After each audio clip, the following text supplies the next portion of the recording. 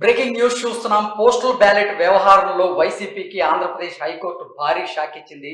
Postal ballot ఓట్ల లెక్కింపు విషయంలో వైసీపీ ఒక పిటిషన్ని హైకోర్టులో దాఖలు చేసినటువంటి నేపథ్యంలో ఆ పిటిషన్ని హైకోర్టు కొట్టివేయడం జరిగింది. ఈ నేపథ్యంలో ఈ అంశం మీద మనతో చర్చించేందుకు ప్రముఖ రాజకీయ విశ్లేషకులు జగదేవ్ గారు మనతో ఉన్నారు. ఆయనతో మాట్లాడదాం. జగదేవ్ గారు, హాయ్ అండి. హలో అండి. వైసీపీకి ఆంధ్రప్రదేశ్ హైకోర్టు భారీ షాక్ అయితే ఇచ్చింది. పోస్టల్ బ్యాలెట్ వ్యవహారంలో ఓట్ల లెక్కింపు అంశంలో వైసీపీ హైకోర్టులో ఒక పిటిషన్ దాఖలు చేసినటువంటి నేపథ్యంలో ఆ పిటిషన్ని ఇప్పుడు హైకోర్టు కొట్టివేయడం జరిగింది. అంటే కేంద్ర ఎన్నికల సంఘం ఏదైతే చెప్పిందో దానికి మేము అంగీకరిస్తున్నాం అన్నట్లుగా కూడా హైకోర్టు సమాధానం ఇచ్చినటువంటి నేపథ్యంలో ఇప్పుడు ఇది సర్వత్రా చర్చనీయాంశంగా మారింది. దీని మీద మీ విశ్లేషణ ఏంటి అంటే ఈ పోస్టల్ బ్యాలెట్ అది చాలా కీలకంగా మారిన దశలో ఎప్పుడూ లేదు. ఉద్యోగులందరూ కూడా క్యూలో నిలబడి గంటల తరబడి వెయిట్ చేసి సుమారుగా 6 లక్షలకు పైచిలకు ఉద్యోగులు ఉంటే 4,40,000 మంది ఉద్యోగులు ఈసారి పోస్టల్ బ్యాలెట్ ద్వారా తమ యొక్క ఓటు హక్కును వినియోగించుకుంటారు.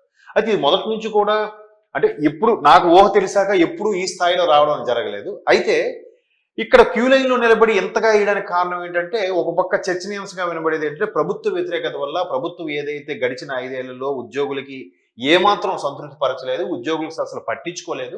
ఎంతసేపు పథకాలను మధ్యతరగతి మిడిల్ క్లాస్ వాళ్ళకి మిడిల్ క్లాస్ దిగువ స్థాయి వాళ్ళని పట్టించుకున్నారు, ఉద్యోగులు అసలు పట్టించుకోలేదు.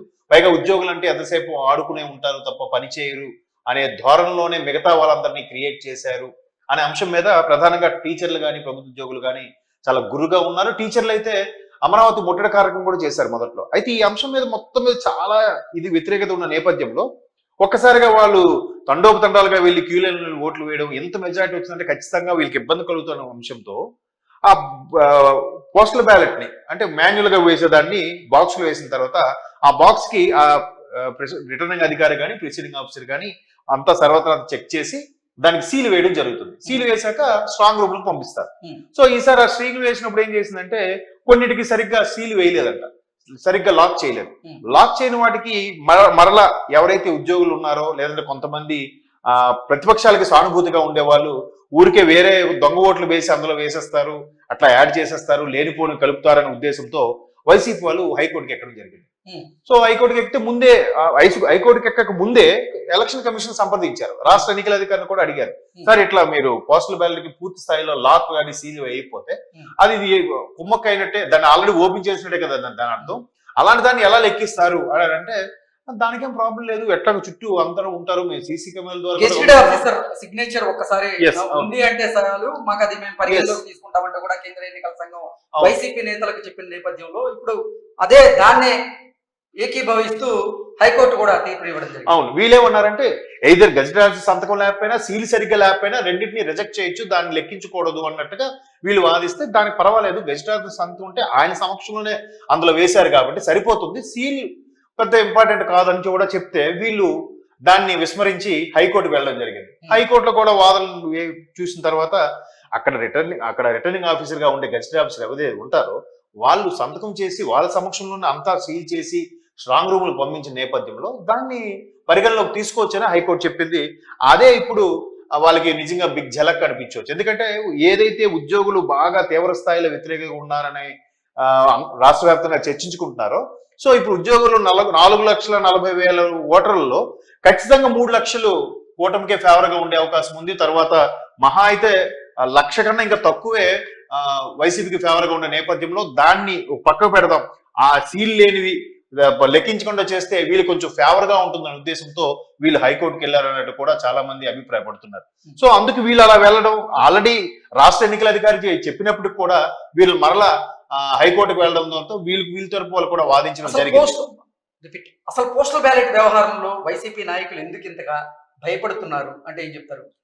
ప్రభుత్వ వ్యతిరేకత అండి. ఎందుకంటే మొదటి నుంచి కూడా ఉద్యోగస్తులను సరిగ్గా పట్టించుకోలేదని గడిచిన 5 ఏళ్లలో ఒక టీఏ లేదు, డిఏ లేదు, పిఆర్సీ ప్రస్తావనే లేదు, ఆఖరికి వాళ్ళు ఈపీఎఫ్ డబ్బులు కూడా వీళ్ళు వాడుకునే ప్రయత్నం చేస్తుంటే చాలా అంటే వాళ్ళకి మళ్ళీ బయోమెట్రిక్ పెట్టడం, ఐరిష్ ఇది పెట్టడం, లేటుగా వస్తే హాఫ్ డే కట్ చేయడం, చాలా వరకు అనమాట మీటింగ్లు పెట్టి ఉపాధ్యాయులకైతే మరి కాస్త ఇబ్బంది పెట్టే ప్రయత్నం చేశారు. ఇప్పుడు మన ఊరు మన బడి అని ఏదో స్టార్ట్ చేశారు, దానికి కొన్ని లక్షలు వెచ్చించి స్కూల్స్ ని రీమోడలింగ్ చేశారు, బాగుంది. సో అలాంటప్పుడు ఆ స్కూల్స్ లో స్ట్రెంత్ ఉందా? లేదు. ఎందుకు లేదంటే 1-2 తరగతుల వరకే ఆ స్కూల్కి పెట్టి 3వ తరగతి నుంచి 10వ తరగతి వరకు హై స్కూల్కి మార్చారంట. సో ఆ స్కూల్లో ఉన్న టీచర్స్ ఎవరైతే 5 మంది 10 మంది ఉంటారో వాళ్ళందరూ ఖాళీగా ఉన్నారు. వాళ్ళకి కావాలని డెప్యుటేషన్ మీరు వేరే స్కూల్కి మార్చడం, ఈ రోజు ఈ హై స్కూల్కి వెళ్ళండి, నెక్స్ట్ డే ఆ హై స్కూల్కి వెళ్ళండి అని ఇట్లా ఊరికి ఇబ్బంది పట్టే ప్రయత్నం చేయడం. తర్వాత ఉద్యోగ సంఘాల నేతలతో కూడా చర్చలు జరిగాయి, ఎన్జిఓస్ వాళ్ళతో జరిగాయి, ఉద్యోగ సంఘాల నేతలతో జరిగినా కూడా ఎక్కడ సఫలీకృతం అవ్వలేదు. మరికొన్ని సందర్భాల్లో గుంటూరు అలాగే తాడేపల్లిగూడెం లాంటి కొన్ని సెంటర్లలో ఎవరైతే ఉద్యోగ సంఘ నేతలు ఉన్నారో వాళ్ళని ఊరికే కేసులు ఇరికించే ప్రయత్నం చేయడం, ఎవరైతే చర్చలకు వెళ్ళారో వాళ్ళని, ఇట్లా అన్ని జరగడం వల్ల ప్రభుత్వ ఉద్యోగులు పూర్తిగా వెక్స్ అయిపోయారు, విసిగిపోయారు. ఎవరు కూడా అంత విసిగిపోయిన నేపథ్యంలో చర్చలకు వెళ్ళినా సఫలీకృతం అవ్వలేదు, అమరావతి ముట్టడి చేసినా సఫలీకృతం అవ్వలేదు. సో ఇట్లా కాదు, నెక్స్ట్ ఆ ఈపీఎస్ ఏదైతే ఉందో అది గుడ్డిగా నమ్మారండి ఉద్యోగస్తులు. నిజంగా అంటే మా కుటుంబ సభ్యుల్లో కూడా కొంతమంది ఉద్యోగస్తులు ఉన్నారు, లేకపోలేదు. వాళ్ళు ఏం చెప్పారంటే ఈపీఎస్ మేము ప్రభుత్వం రాగానే ఈపీఎస్ మీకు చేపిస్తామని చెప్పారంట. దాన్ని వీళ్ళు నమ్మారంట. నేను ఒక సందర్భంలో అడిగాను కొంతమంది ప్రభుత్వ ఉద్యోగులకి, ఏమండి బాబు గారు హయాంలో ఈపీఎస్ చేయడం అనేది చాలా ఇబ్బందికర పరిస్థితి, అది చాలా అవ్వదు, సో వాళ్ళు చేయరంటే ఇక్కడ వైసీపీ వాళ్ళు జగన్మోహన్ రెడ్డి గారు ప్రభుత్వం వచ్చాక ఈ ఈపీఎస్ సిస్టమ్ మేము ఇంప్లిమెంట్ చేస్తా అంటే మీరు ఎలా నమ్మారు, అది అవ్వదని మీకు కూడా తెలుసు కదా అంటే, ఏం చేస్తామండి ఆ టైంలో ఏదో మార్పు కోరుకున్నాం, ఈయన కూడా ఏదైనా నగ్ని పని చేస్తాడేమో, ఫుల్ మెజారిటీ వస్తాడని నమ్ముకొని మేము చేశాము, కానీ ఇప్పుడు ఆ ప్రస్తావన తేవట్లేదు. 3 ఏళ్ల పాటు డ్రాగ్ చేసి చేసి చేసి 4 ఏడు వచ్చాక ఈపీఎస్ అసలు ఎక్కడ పాసిబుల్, అసలు అవ్వదు కదా అని చెప్పేశారు. దాంతో మరి కాస్త రగిలిపోయారు. ఇంకోటి రిటైర్మెంట్ వాళ్ళకి, అరే ఇంకా ప్రభుత్వంలో చేయలేకపోతున్నాం అనుకుంటే రిటైర్మెంట్ అవుదామంటే దాన్ని 62 చేశారు. ఎందుకు రిటైర్మెంట్ అయితే వాళ్ళకి ఇవ్వాల్సిన ఆ పెన్షన్ డబ్బులు అవన్నీ ఇవ్వబడతాయని చెప్పి ఇవ్వడానికి మళ్ళీ ఖజానా డబ్బులు లేవు, అన్ని పథకాలుగా తరలించిన నేపథ్యంలో ఇవ్వబడతానే ఉద్దేశంతో 62 చేశారు. 62 ఏళ్ళు చేస్తే ఇప్పుడు 60 ఏళ్ళ వరకే చాలా ఇబ్బంది పడుతూ చేస్తారు. 50 దాటాక రకరకాల డిసీజెస్ వస్తాయి చాలా మందికి, బీపీలు షుగర్లు. ఇంకా 62 ఏళ్ళు అంటే చాలా మందికి సరిగ్గా దృష్టి ఆనక, ఇప్పుడు డిపార్ట్మెంట్ ఉంది, పోలీస్ డిపార్ట్మెంట్ వాళ్ళు కానీ లేదా డ్రైవర్స్, అటువంటి వాళ్ళకి కళ్ళు దృష్టి సరిగ్గా లేక వాళ్ళు ఏం జాబ్ చేయగలరు చెప్పండి. ఇట్లాంటి అన్నింటిలో కోణాల్లో కూడా ప్రభుత్వ ఉద్యోగులు చాలా ఆవేశం ఉన్నారు. అండ్ మోరోవర్ మొన్న పోలింగ్ ముందు కూడా మన టార్గెట్ అంతా కూడా కింద స్థాయి వాళ్ళు, సంక్షేమ పథకాలు ఎవరైతే లబ్ధి పొందారో వాళ్ళే, ఈ ఉద్యోగస్తులు చదువుకున్న వాళ్ళు ఎవరు మనకు ఓటు వేయరని కూడా అన్నారట. అది నిజంగా అన్నారో లేదో తెలీదు. ఆ వార్త కూడా ఉద్యోగస్తుల్ని మరి కాస్త కోపోద్రిక్తులు అయ్యేలాగా చేసింది అనమాట. సో లాభం లేదని చెప్పి అందరూ రోడ్డెక్కి పోస్టల్ బ్యాలెట్ నుంచి ఎవరెవరైతే రిటైర్మెంట్ అయ్యి పెన్షన్ తీసుకుంటున్నారో వాళ్ళు కూడా ఓపిక తెచ్చుకొని మరి ఈసారి ఓటేశారు. అందుకే ఓటింగ్ పర్సెంట్ కోసం అంత భారీ స్థాయిలో పెరిగింది. సో ఏ మాత్రం మనకి ఎడిషన్ తగ్గిన, పోస్టల్ బ్యాలెట్ ద్వారా కొంచెం తగ్గినా మనకు మెజారిటీ వస్తుందన్న తాపత్రయంతో వీళ్ళు హైకోర్టుకు వెళ్ళారు. హైకోర్టు కూడా అది పెద్దగా సీరియస్ గా తీసుకోలేదు. ఎలక్షన్ కమిషన్ ఏది చెప్పిందో అదే ఫాలో అవ్వడం చెప్పింది. అది నిజంగా వాళ్ళకి ఇబ్బందికర పరిస్థితులే. Okay, thank you so much.